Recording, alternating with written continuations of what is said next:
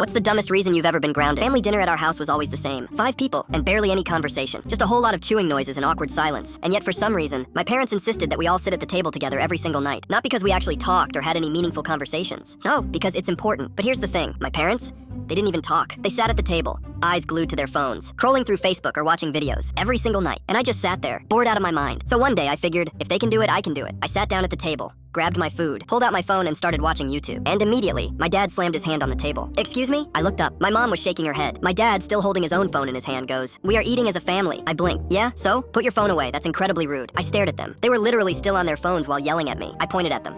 "You guys do this every night." They didn't even hesitate. "We're your parents, it's different." They had some type of secret parent loophole. I tried arguing, but they shut me down immediately. Next thing I knew, they took my phone away and grounded me for a whole week. To make things even worse, the next night I walked past the dining room, and there they were, sitting at the table, on their phones. I stopped, stared at them, and just stood there for a solid 10 seconds. My dad finally looked up and said, "Why are you staring? Go do something productive."